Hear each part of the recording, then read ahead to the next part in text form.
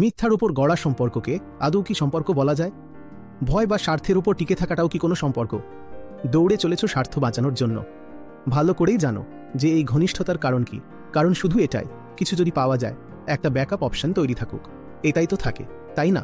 কেনই বা কারো সাথে সম্পর্ক খারাপ করে রাখবো? তাদের সাথে সম্পর্ক খারাপ করে তাদেরকেই খারাপ করে দেবে। প্রথমে তো তারা তোমার বিরোধিতাই করবে, এবং তাদের সমস্ত বিরোধিতার পরেও যখন তুমি সফল হয়ে যাবে, তখন তারা বলবে এ তো আমাদেরই একজন, দেখো এ তো আমাদেরই ঘরের ছেলে।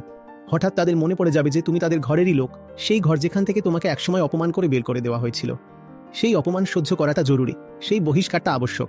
আর সেই বহিষ্কারটা অন্তিম নয়, সেই ঘরের দরজাই তোমার জন্য আবার খুলবে। যদিও তুমি সেখানে যাও বা না যাও, তোমার যাওয়ার প্রয়োজন হবে না, তারা নিজেরাই বেরিয়ে তোমার সাথে আসবে। হ্যাঁ, এটা হতেই পারে যে তুমি হয়তো বেঁচে থাকতে এই দৃশ্য দেখতে নাও পারো। মৃত্যুর 100 বা 200 বছর পরেই হোক, আমাদের এই রূপে না হলেও অন্য কোনো রূপেই হোক, এমনিতেই ব্যক্তিগত সত্তার কি মূল্য আছে?